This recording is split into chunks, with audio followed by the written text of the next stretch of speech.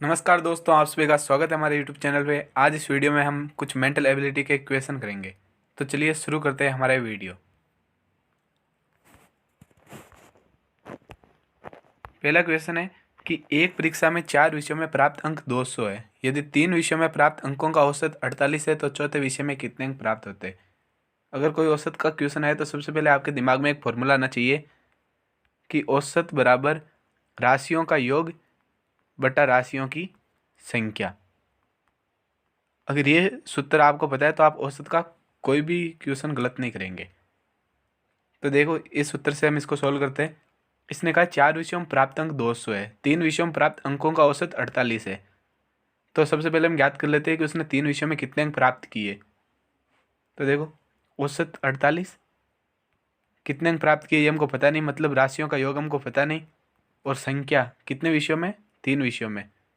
तो यहाँ से 3 को उधर भेजेंगे तो x की वैल्यू आ जाएगी 144, क्योंकि 48 इंटू 3 144 होता है। अब देखो, 3 विषयों में प्राप्त अंक कितने होंगे, 144, 4 विषयों में 200, तो चौथे विषय में कितने होंगे, 200 माइनस 144, तो आ जाएगा 56। 56 हमारा ऑप्शन नंबर 2 सही आंसर हो जाता है, 56। ये देखो यहाँ पे सॉल्यूशन, औसत बराबर राशियों का योग बटा राशियों की संख्या। यहाँ पे इस उत्तर से 3 विषयों में प्राप्त अंकों का योग निकाल लिया 144, और प्रश्न में दिया है कि 4 विषयों में प्राप्त अंकों का योग 200 है, तो चौथे विषय में प्राप्त अंक 200 माइनस 144, 56। अगला क्वेश्चन है कि 5 क्रमिक सम संख्याओं का औसत 40 है। इन संख्याओं में सबसे बड़ी संख्या का मान क्या है। 5 संख्याओं का औसत 40 दिया है, वो भी सम संख्याओं का। तो आप जानते हो सम संख्या जिनमें 2 का भाग पूरा पूरा जाता है सम संख्या होती है। जैसे पहली सम संख्या मान ले 2 है, तो 2, अगली कौन सी है, 4, फिर उससे अगली 6, फिर 8, फिर 10, मतलब 2 2 अंक बढ़ रहे। यहाँ पर भी 2 का गैप, यहाँ पर भी 2 का गैप, यानी क्रमिक संख्याओं में 2 2 का गैप होता है। तो इसी मेथड से देखो, यहाँ पूछा है 5 क्रमिक सम संख्याओं का औसत। तो पहली अगर हमने मान ली कि पहली क्रमिक संख्या x है, तो अगली हो जाएगी x प्लस 2, उससे अगली x प्लस 2 प्लस 2 यानी x प्लस 4, ऐसे अगली हो जाएगी x प्लस 6, उससे अगली हो जाएगी x प्लस 8। तो औसत दिया है 40, 40 औसत दिया है, वही फॉर्मूला लगाया। संख्या कितनी है टोटल, 5। अब संख्याओं का योग, योग मतलब इन सबको जोड़ेंगे तो x 2x 3x 4x 5x, 5x 2 4 2 6 6 6 12 12 8 20। अब यहाँ से देखो 5 को उधर भेजेंगे तो हो गया 5x प्लस 20 बराबर 200। ये समीकरण हो गया 5x प्लस 20 बराबर 200। 20 को इधर भेजेंगे तो क्या होगा, 5x बराबर 180। अब यहाँ से 180 में 5 का भाग देंगे तो x का मान आ जाएगा 36। यहाँ से x की वैल्यू अगर 5x बराबर 180 है तो x की वैल्यू आ जाएगी 36। अब x का मान आ गया 36। अब हमने सबसे बड़ी सम संख्या किसको माना था, x प्लस 8 को। अगर सबसे छोटी पूछता तो हम 36 लिख देते, क्योंकि x है वो सबसे छोटी है। सबसे बड़ी पूछा है देखो क्वेश्चन में, तो सबसे बड़ी संख्या कौन सी है, x प्लस 8, मतलब 36 प्लस 8 सबसे बड़ी सम संख्या हो जाएगी, और 44 आंसर है। ये देखो यहाँ पे इसका सॉल्यूशन कि माना पहली 5 सम संख्या x, x plus 2, x plus 4, x plus 6 और x प्लस 8 है। औसत का फॉर्मूला लगाया, ये समीकरण बन गया 5x प्लस 20 बराबर 200। यहाँ से x का मान 36, और सबसे बड़ी सम संख्या हमने किसको मानता, x प्लस 8 को। तो 36 प्लस 8 बराबर 44। 44 ऑप्शन नंबर 3 इसका सही आंसर हो जाता है। अगला क्वेश्चन है, राहुल एक पंक्ति में इस प्रकार बैठा है कि वह किसी भी सिरे से 22वें स्थान पर है, तो पंक्ति में कुल कितने व्यक्ति है। ऐसे क्वेश्चन में आपको एक ट्रिक याद होनी चाहिए। ये याद कर लो, ट्रिक लेफ्ट प्लस राइट बराबर टोटल प्लस 1। मतलब ये एल प्लस आर, क्या एल और आर क्या है इसमें, जैसे आपने क्वेश्चन देखे होंगे कि आगे से 10वें स्थान पे बैठा है, पीछे से 12वें पे बैठा है, या दाईं तरफ से इतना स्थान है, बाईं तरफ से इतना स्थान है, ऐसे क्वेश्चन है। तो उनमें देखो ये फॉर्मूला लगा देना, टोटल टी का मतलब कुल कितने व्यक्ति है। तो यहाँ पे कहा है किसी भी सिरे से 22वें स्थान पर, मतलब आगे से 22 पीछे से 22 कुछ भी मान लो। तो माना कि इधर से एल एल का मान 22 और दूसरी साइड से भी 22वें स्थान है, तो दोनों तरफ 22 प्लस 22, कुल व्यक्ति ज्ञात करने हैं, कुल को मान लिया टी टोटल प्लस 1। 22 और 22 हो गए 44, 44 में से 1 घटाएंगे तो टोटल कितने हो जाएंगे? 43। ये भी आसान से क्वेश्चन। सिर्फ आपको ये याद रखना है, L+R बराबर टोटल प्लस 1। यहाँ पर कहा किसी भी सिरे से 22 हुआ है, मतलब लेफ्ट से भी 22 राइट से भी 22, टोटल प्लस 1 का फॉर्मूला गया, टोटल 43 आ गए। कुल 43 व्यक्ति है, तो 43 ऑप्शन नंबर 1 सही हो जाता है। ये देखो यहाँ पे ये फॉर्मूला आपको याद करना है, इस फॉर्मूले की हेल्प से ये आंसर आ जाएगा। अगला क्वेश्चन है, शब्दकोश के अनुसार कौन सा शब्द अंतिम से तीसरे स्थान आएगा? तो ऐसे डिक्शनरी वाले क्वेश्चन में आप क्या करना है कि ये देखते जाओ, यहाँ पे चारों में पहले स्थान पे ए, तो उससे अगला वाला लेटर देखो, चारों में अगले स्थान पे पी, उसके बाद भी पी, मतलब 3 लेटर के अलावा चौथा लेटर देखो, इसमें है चौथे पे एल, इसमें क्या है आर, इन सब में आर है, इन तीनों में आर, मतलब जो ABCD होती है अल्फ़ाबेट होती है उसमें पहले एल आता है यार, पहले एल आता है, तो इसका मतलब सबसे पहले स्थान पे कौन सा आएगा? अप्लाई। अब देखो इनमें चौथा अक्षर भी सेम है, चारों तीनों में आर है, तो उसके बाद हम देखेंगे पांचवा अक्षर, पांचवा इसमें ई, इसमें ओ, इसमें ओ, मतलब सेकंड नंबर पे कौन सा आएगा? ये अप्रिशिएट, ये आ जाएगा। अब क्वेश्चन में क्या पूछा है, अंतिम से तीसरे स्थान पे कौन आएगा? 4 ऑप्शन दिए है, 1 2 3 4। अब अंतिम से मतलब अंतिम से तीसरा, मतलब आगे से दूसरा, तो यहाँ पे पहले स्थान पे अप्लाई और दूसरे पे कौन सा आएगा? एप्रिशिएट।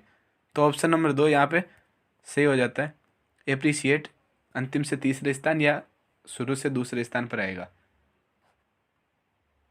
अगला क्वेश्चन है, निम्नलिखित में से बिन शब्द को चुनिए। तो यहाँ पे 4 ऑप्शन है, रुपया, डॉलर, यूरो, मुद्रा। ये भी आसान सा क्वेश्चन है। ये ऊपर वाले तीनों ऑप्शन मुद्रा के प्रकार हैं, ये तीनों मुद्रा के प्रकार है, ये अलग अलग देश की करेंसी का नाम है, मुद्रा का नाम है। जैसे भारत का रुपया हो गया, जैसे अमेरिका वगैरह उनका डॉलर हो गया, ये सारे ऊपर मुद्रा के नाम है, और ये खुद मुद्रा आ गया यहाँ पे, तो ये मुद्रा सबसे अलग हो जाएगा। अन्य सभी ऑप्शन मुद्रा के प्रकार है। अगला क्वेश्चन है, 1 घंटे में बड़ी सुई द्वारा बनाए गए कोण था 1 घंटे में छोटी सुई द्वारा बनाए गए कोण का अनुपात क्या होगा? तो आपको ये बात याद रखनी है कि बड़ी सुई का मतलब ये मिनट की सुई का कह रहा है, और छोटी सुई मतलब ये घंटे की सुई का कह रहा है। तो अब देखो ये घड़ी है, इसमें मान लो ये 12 लिखा हुआ है, और ये मिनट की सुई 12 पे है। अब 1 घंटे बाद ये वापस मिनट की सुई यहाँ से घूम के, ये यहाँ पे ऐसे घूम के वापस 12 पे आ जाएगी। इसने पूछा 1 घंटे में, तो यहाँ वापस 12 पे आ जाएगी, मतलब वापस एक वर्त बना लेगी। वर्त बनाएगी तो कितने डिग्री कौन बनाएगी? 360 डिग्री का। मतलब ये तो पता चल गया कि 1 घंटे में जो बड़ी सुई है मिनट वाली, वो 360 डिग्री का कोण बनाएगी। अब बात करते हैं छोटी सुई घंटे वाली सुई का। तो ये देखो यहाँ पे मान लो 1, ये 2 है, अभी ये घंटे वाली सुई 1 पे है, फिर 1 घंटे बाद ये यहाँ 2 पे आ जाएगी, मतलब ये 1 से 2 पे आ रही है। अब टोटल कितने होते हैं यहाँ पे घंटे घड़ी में? 12 होते हैं। अगर ये 12 घंटे तक चले तो ये 360 डिग्री कोण बनाएगी। तो 1 घंटे में कितना बनाएगी? 360/12, मतलब 30 डिग्री का। तो 1 घंटे में जो घड़ी की छोटी सुई होती है वो 30 डिग्री कोण बनाएगी, और बड़ी सुई मतलब मिनट की सुई 360 डिग्री का। अब क्वेश्चन पूछा इनका अनुपात क्या होगा? तो अनुपात देखो, बड़ी सुई 360 डिग्री और छोटी सुई 30 डिग्री। अनुपात का मतलब अब इनको छोटा करना है, यानी इनमें किसी ऐसी संख्या का भाग देना है जो दोनों में जाए। तो यहाँ पे इन दोनों में 30 का भाग जा रहा है, तो ये हो जाएगा 12, ये हो जाएगा 1, 12:1। इसका आंसर हो जाएगा ऑप्शन नंबर 1। अगला क्वेश्चन है, यदि वर्ष 2004 में गणतंत्र दिवस सोमवार को मनाया गया तो वर्ष 2005 में गणतंत्र दिवस किस दिवस को मनाया जाएगा? तो ऐसे क्वेश्चन में टोटल दिन वो काउंट कर लो। जैसे देखो यहाँ पे 26 जनवरी को है, ये 26 जनवरी गणतंत्र दिवस, और फिर 26 जनवरी, मतलब पूरा एक साल हो रहा है। तो एक साल में या तो 365 दिन होंगे या 366 दिन होंगे। अब पता कैसे चलेगा कि 2004 में 365 दिन है या 366 दिन? तो देखो यहाँ पे, यदि किसी वर्ष में 4 का भाग देने पर शेषफल 0 होता है तो वह वर्ष लीप वर्ष होता है। लीप वर्ष मतलब उसमें 366 दिन होंगे। तो जैसे 2004 है, 2004 में 4 का भाग दिया तो शेषफल 0 रहता है, इसलिए वर्ष 2004 लीप वर्ष है, और 2004 में 366 दिन होंगे, मतलब फरवरी 29 की होगी। तो यहाँ टोटल दिन कितने हो गए? 26 जनवरी 2004 से लेकर 26 जनवरी 2005 के बीच 366, पहला काम हो गया कि दिन टोटल आपने काउंट कर लिए, उसके बाद आपको 7 का भाग लगाना है। जैसे इसमें 7 का भाग दिया, फिर चेक करना है सेंसपल कितना है। ये 7 का भाग लगा दिया, यहाँ पे रह गए 2 सेंसपल, तो सेंसपल आ रहे हैं 2।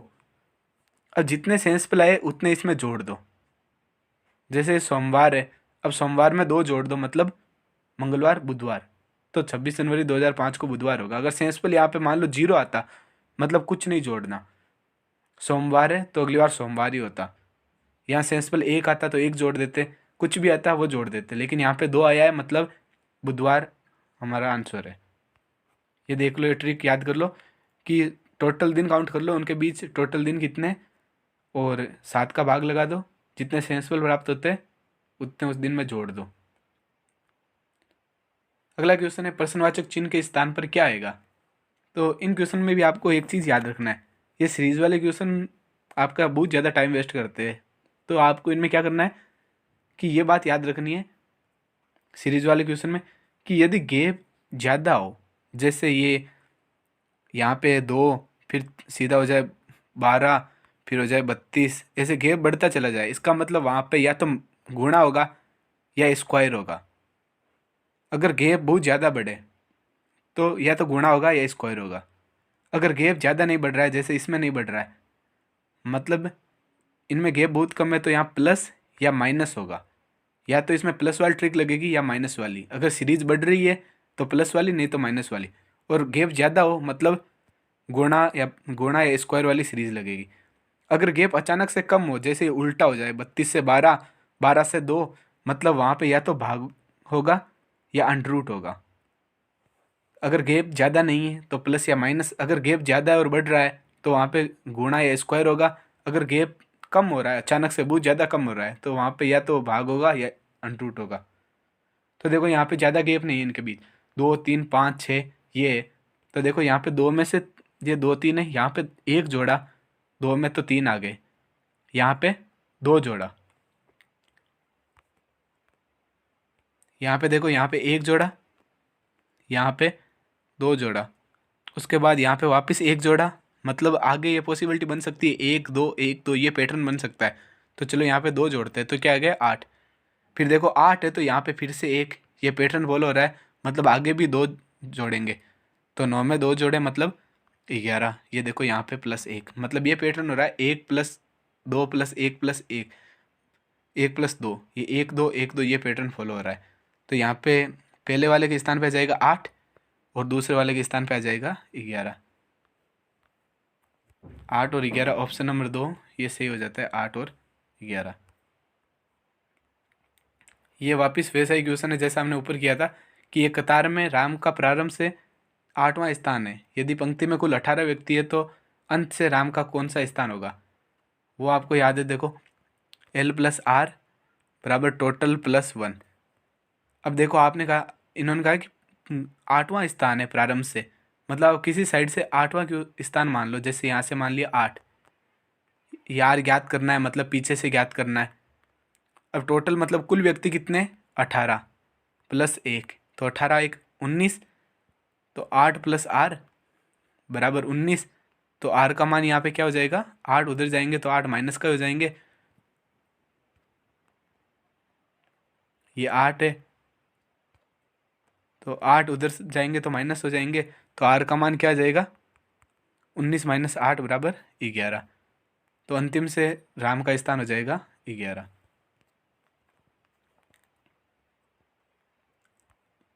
अगला क्वेश्चन है अल्फ़ाबेट का, ABCD का। तो इसमें क्या करना है, इसमें भी कोई स्पेसिफिक पैटर्न फॉलो हो रहा है क्या, सबसे पहले ये चेक करो। जैसे देखो यहाँ पे DEF, मतलब कुछ गैप नहीं, यहाँ पर भी है HIJMNO, मतलब इनके बीच कुछ गैप नहीं है। अब यहाँ पे देखें तो F और H के बीच इसने G को छोड़ दिया, एक लेटर को छोड़ दिया, यानी DEF, फिर G को छोड़ा, फिर लिखा HIJ, फिर देखो यहाँ पे 2 को छोड़ दिया, K और L को, फिर बन गया MNO, मतलब यहाँ पे 1 को छोड़ा फिर 2 को छोड़ा, इसका मतलब अगली बार 3 को छोड़ेगा। तो O के बाद 3 क्या आते हैं, PQR, मतलब ये PQR को छोड़ेगा, फिर यहाँ पे बनेगा STU। STU ऑप्शन नंबर 2 ये सही हो जाता है। अगला क्वेश्चन है, दिन का कैलेंडर के साथ ठीक वैसा ही संबंध है जैसा कि समय का।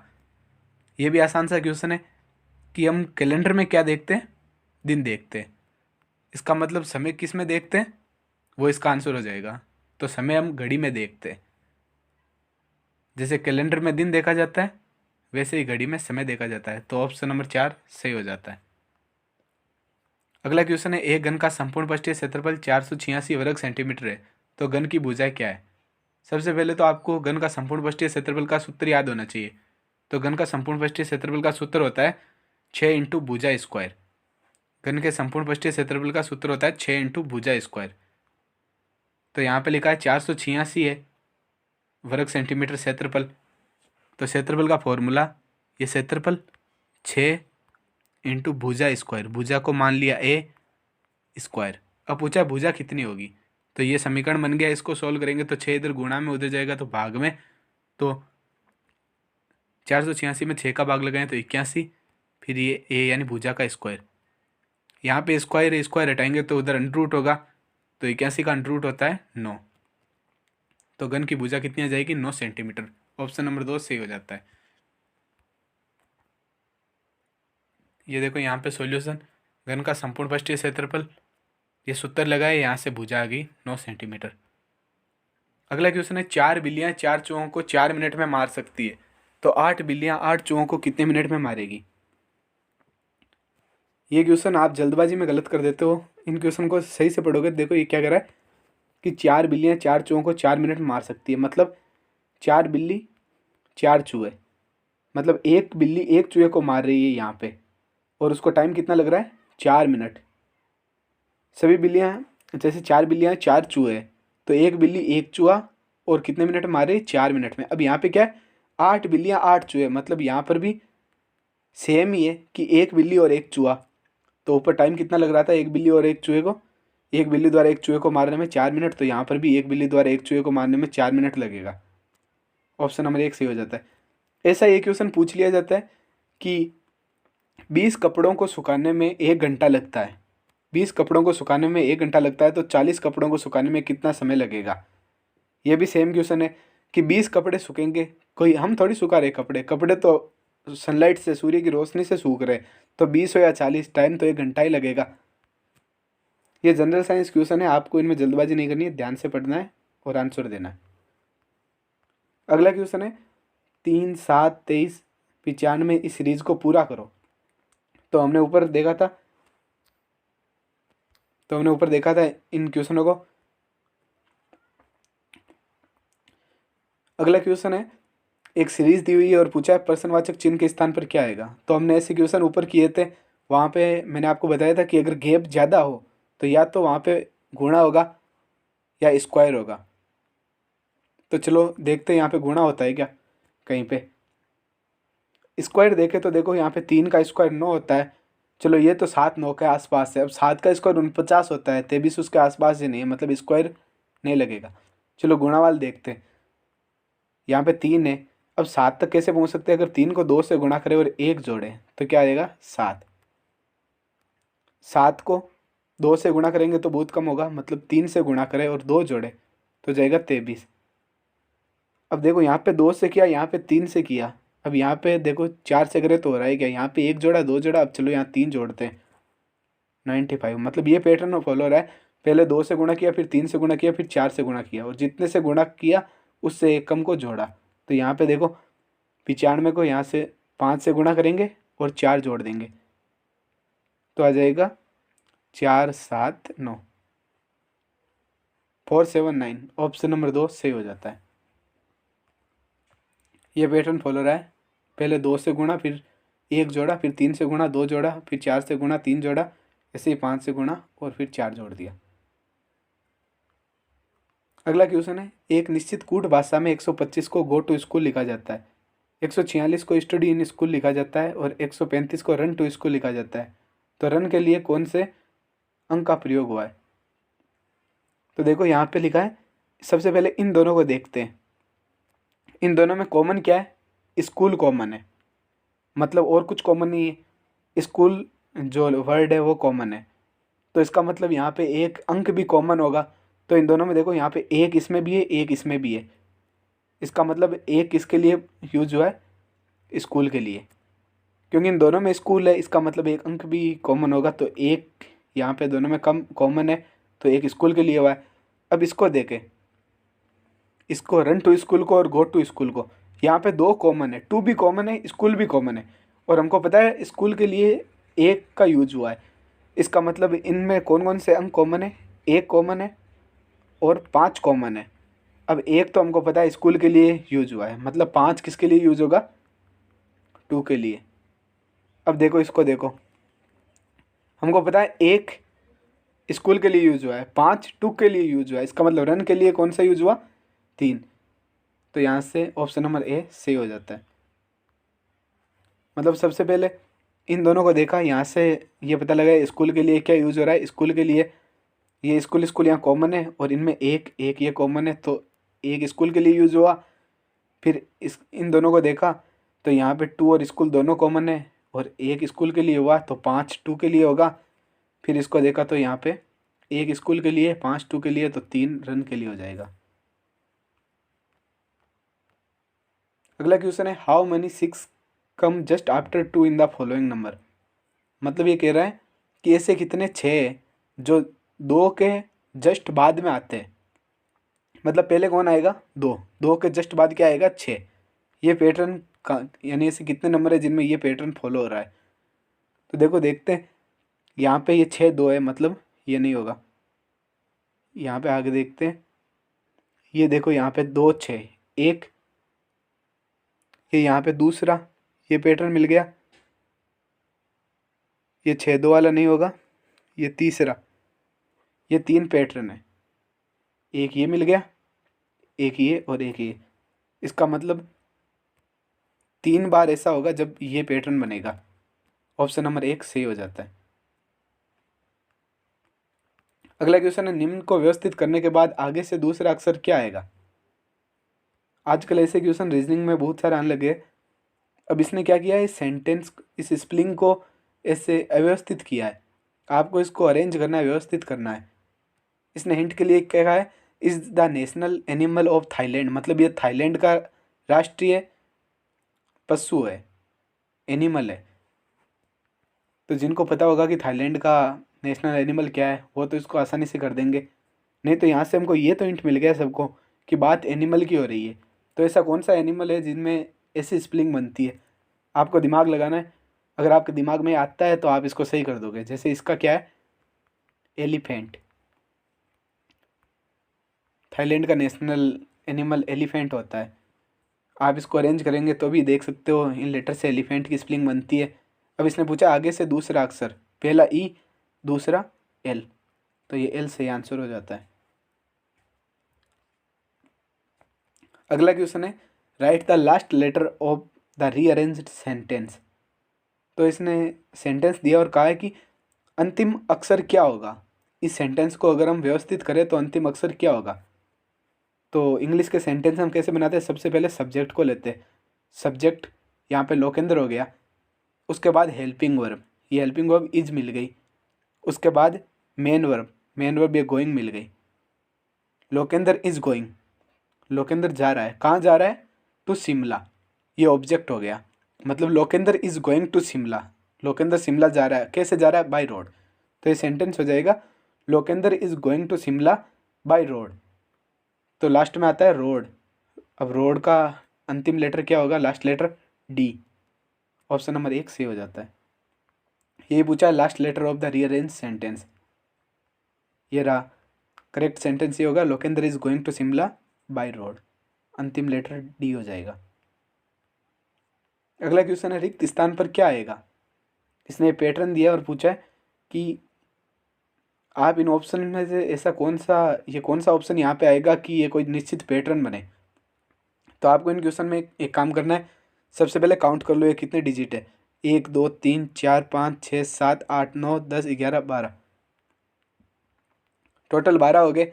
अब इनको या तो तीन तीन तीन में डिवाइड करने की कोशिश करो, या चार चार चार में डिवाइड करने की कोशिश करो। तीन या चार में डिवाइड करने की कोशिश करो। यहाँ पे 12 है, तो अगर आप इन ऑप्शन को रखोगे इसमें तो या तो 3-3 का पैटर्न बनेगा या 4 का पैटर्न बनेगा। तो चलो यहाँ पे देखो, ट्राई करते हैं सारे ऑप्शन रख के। ये पैटर्न दिया हुआ है,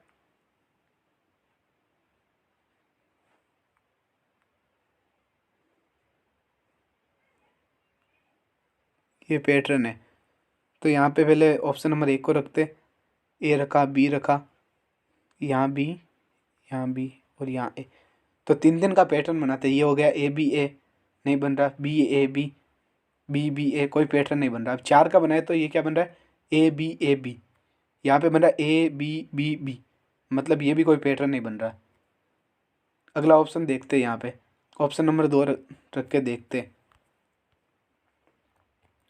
यहाँ पे रखा ए, ये रखा बी, उसके बाद यहाँ पे बी, फिर ए, फिर बी, 3 का पैटर्न बना तो A B A B A B, A B A B A B, मतलब ये पैटर्न बन रहा है A B A B A B, A B A, मतलब यहाँ पे ऑप्शन नंबर 2 सही हो जाता है।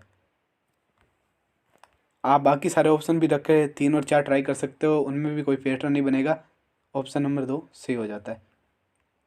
अगला क्वेश्चन ठीक वैसा ही, यहाँ पर भी टोटल कितने लेटर हैं, 1 2 3 4 5 6 7 8 9 10 11 12, टोटल 12 है। 3 और 4 में आपको डिवाइड करने की कोशिश करनी है। फिर यहाँ पे ऑप्शन पुट करके देखना है कि कौन सा सूटेबल है। तो सबसे पहले ऑप्शन 1 को ट्राई करते हैं। यहाँ पे ए, यहाँ पर भी ए, यहाँ पर भी ए और यहाँ पे बी रखा, तो 3 के बनाए तो यहाँ पे क्या बन रहा है ए, फिर वापस क्या बन रहा है ए बी ए, फिर वापस 3 ए, फिर ए बी ए, मतलब ये पैटर्न बन रहा है ए बी ए, फिर ए, फिर ए बी ए, मतलब ये पैटर्न रिपीट हो रहा है। इसका मतलब ऑप्शन नंबर 1 सही है। चलो बाकी कोई एक और ऑप्शन ट्राई कर लेते हैं, जैसे तीसरे वाला करते हैं। तो उसमें क्या है, यहाँ ए, फिर बी, फिर ए, फिर बी। अगर 3 का पैटर्न बना तो यहाँ पे ए बन रहा है, यहाँ बी बी ए, फिर ए बन रहा है, लेकिन आप कोई पैटर्न फॉलो, यहाँ पे ए बी ए बन रहा है, यहाँ तक सही है। लेकिन ये देखो, ये पैटर्न नहीं मिल रहा है। यहाँ ए तो बन रहा है, लेकिन उसके बाद यहाँ पे बन रहा है ए बी बी, और यहाँ लेकिन लास्ट में बन रहा है ए बी ए, कोई पैटर्न फॉलो नहीं हो रहा। इसका मतलब ऑप्शन नंबर 1 है वो सही हो जाएगा।